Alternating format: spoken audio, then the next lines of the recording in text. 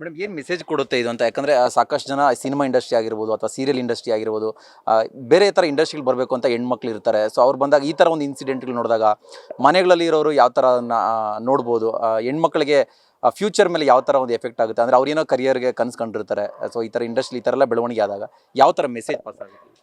ಒಂದು ಟೈಮಲ್ಲಿ cinema industry ಅಂದರೆ ಅಯ್ಯೋ ಬೇಡಪ್ಪ ನಮ್ಮನೆ ಹೆಣ್ಮಕ್ಳು ಸಿನಿಮಾಗೆಲ್ಲ ಹೋಗಬಾರ್ದು ಅಂತ ಹೇಳ್ತಾ ಇದ್ರು. ಈಗಿನ ಸಿಚುವೇಶನ್ಸ್ ನೋಡಿದ್ರೆ ಮನೆಯಲ್ಲಿ ಒಬ್ಬ ಹೀರೋ, ಒಬ್ಳು ಹೀರೋಯಿನು, ಒಬ್ಬ ಪ್ರೊಡ್ಯೂಸರು, ಒಬ್ರು ಎಡಿಟರು, ಈ ಥರದ್ದು ಎಲ್ಲ ಬದಲಾವಣೆಗಳಾಗಿದೆ ಸರ್.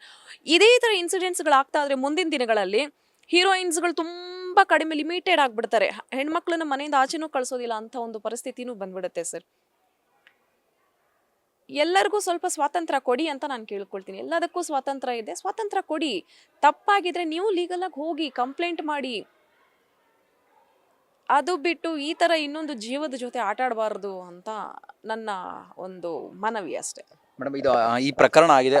ನಟ ದರ್ಶನ್ ಅಂತಹ ದೊಡ್ಡ ಸ್ಟಾರ್ ಈಗ ಜೈಲ್ ಪಾಲಾಗಿರುವಂಥದ್ದು ತುಂಬ ಸೆನ್ಸೇಷನ್.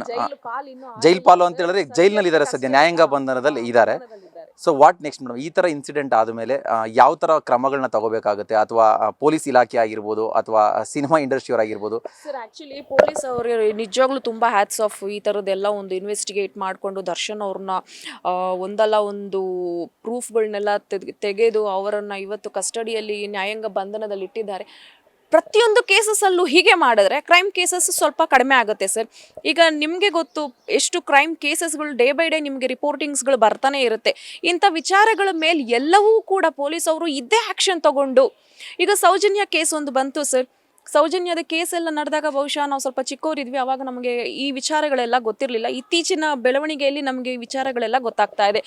ಇಷ್ಟೇ ಏನು ಸ್ಟ್ರಾಂಗ್ ಆಗಿ ಎಫರ್ಟ್ಸ್ ಹಾಕಿ ಆ ಕೇಸ್ ಮೇಲೇನೂ ಸ್ವಲ್ಪ ಹೋರಾಡಿದಿದ್ರೆ ಬಹುಶಃ ಸೌಜನ್ಯ ಅನ್ನೋಂಥ ಹುಡುಗಿಗೂ ಕೂಡ ನ್ಯಾಯ ಸಿಗ್ತಾ ಇತ್ತು ಅಂತ ಅನ್ಸುತ್ತೆ. ಇದೇ ಥರ ಅಲ್ಲ ಸರ್, ಎಷ್ಟೊಂದು crime ಕೇಸಸ್ಗಳು ಪೆಂಡಿಂಗಲ್ಲಿದೆ sir.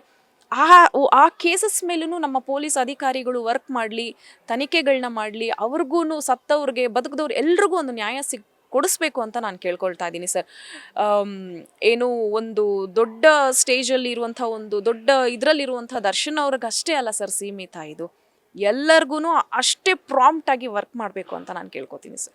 Yes ma'am, thank you ma'am. Thank you sir. Yes, ಇದಿಷ್ಟು ಅಂತ ಹೇಳಿದ್ರೆ ಆ ನಟ ದರ್ಶನ್ ಮತ್ತು ರೇಣುಕಾ ಸ್ವಾಮಿ ಕೇಸ್ ಏನಿದೆ, ಇದು ಒಂದೇ ಅಲ್ಲ, ಈ ರೀತಿಯಾಗಿ ಸಾಕಷ್ಟು ಘಟನೆಗಳಾಗ್ತಾ ಇದೆ. ಸಾಕಷ್ಟು ನಟಿಯರಿಗೆ ಈ ರೀತಿಯಾದ ಒಂದು ಮೆಸೇಜ್ ಬರ್ತಾ ಇದೆ. ಇದ್ರ ಮೇಲೆ ಕೂಡ ಪೊಲೀಸ್ ಇಲಾಖೆ ಗಮನ ಹರಿಸಬೇಕು, ಎಲ್ಲ ಪ್ರಕರಣವನ್ನು ಸಮಾನವಾಗಿ ನೋಡಿ ನ್ಯಾಯ ಕೊಡಿಸಬೇಕು ಅಂತ ಒಂದು ಅಭಿಪ್ರಾಯವನ್ನು ಆ ನಟಿ ಮಮತಾ ರಾವತ್ ಹೇಳ್ತಿರೋದು. ಕ್ಯಾಮರಾ ಪರ್ಸನ್ ರೋಷನ್ ಜೊತೆ ಭರತ್ ಕೃಷ್ಣಪ್ಪ, ನ್ಯೂಸ್ ಫಾಸ್ಟ್.